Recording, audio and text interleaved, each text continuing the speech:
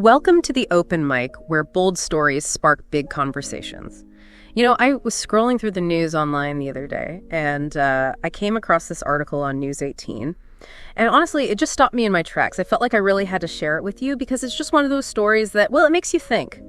So this deep dive centers on that piece from News 18 about a, let's say, rather unconventional approach to making ends meet. And unconventional, certainly one word for it. Yeah.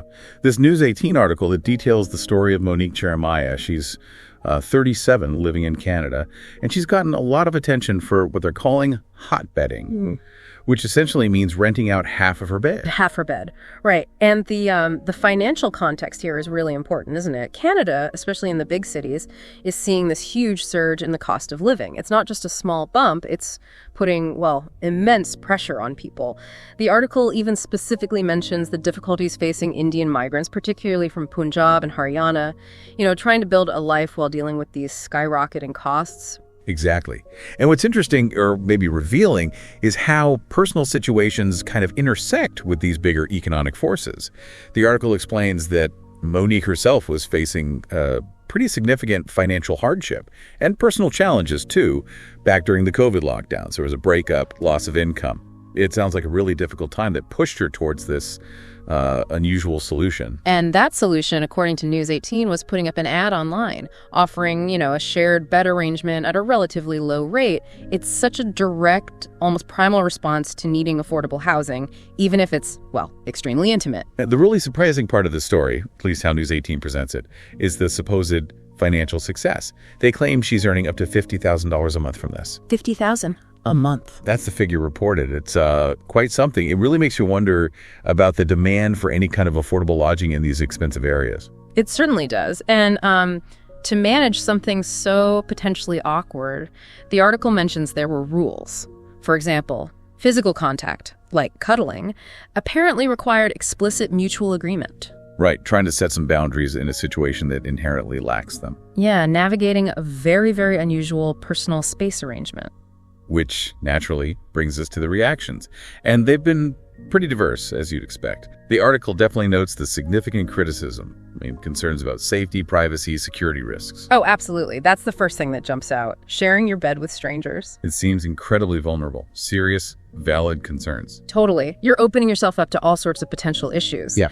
But interestingly, the News 18 piece also points out there was some support. Some people apparently shared similar stories, resorting to unconventional ways to get by financially. Which suggests that Monique's situation, while maybe extreme, isn't entirely isolated. It resonates with others feeling that pressure. Yeah, it seems like it taps into something real. And the article touches on this idea of hotbedding as potentially a growing trend, maybe, or at least a visible symptom of this intense struggle with living costs. It becomes a kind of stark indicator of the financial difficulties some people, especially migrants trying to get established, are facing.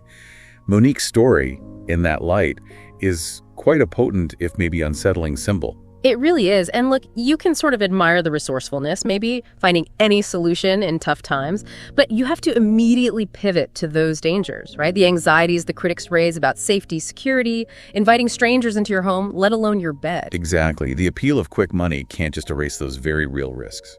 And this also raises a bigger point, I think, especially for you listening, maybe younger people. What kind of message does a story like this send about work, about success? That's a crucial angle, this idea of easy money. Yeah. Is there a danger it overshadows the value of, well, hard work, integrity, the kind of satisfaction that comes from sustained effort? Indra Nooyi, coming from modest beginnings in India, working her way up to CEO of PepsiCo. Right. Her path wasn't a shortcut. It was rigorous study, demanding jobs, sticking to her values. Decades of effort. No quick fixes there. Precisely.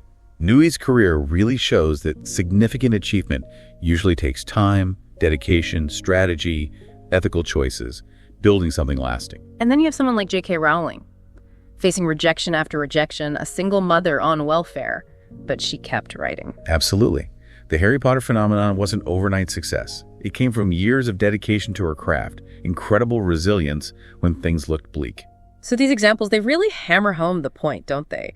That real sustainable success is generally built on effort, on resilience. While these unconventional methods, like hotbedding, might offer temporary financial relief, they often lack that foundation of stability, security, and even perhaps the self-respect that comes from achieving things through your own hard work. So yeah, Monique's story grabs headlines. It's definitely provocative. But the deeper message here, maybe for you listening, is about sticking with it, the enduring value of hard work, of patience, of self-reliance. Because those shortcuts, however tempting they might seem, they can come at a really high cost. Cost to your safety, your peace of mind, maybe even how you feel about yourself. It really makes you think about the kind of impact you want to have, doesn't it? Yeah, and the principles you live by. There's a different kind of value, a deeper value in inspiring people through dedication and real accomplishment compared to, well, finding loopholes or taking risks that might compromise more than just your finances. And that's a wrap for today's episode of The Open Mic. Monique Jeremiah's story of renting out half her bed for $50,000 a month is a wild reminder of the lengths people go to in tough times, but it also sparks a bigger conversation about safety, dignity, and the value of hard work. What do you think about her hotbedding hustle? Are quick fixes worth the risks, or should we stick to the long road of perseverance like Indra Nooyi and J.K. Rowling? Drop your thoughts at theopenmicpodcasts@gmail.com, and let's keep the conversation going. Until next time, stay bold and keep sparking those big ideas.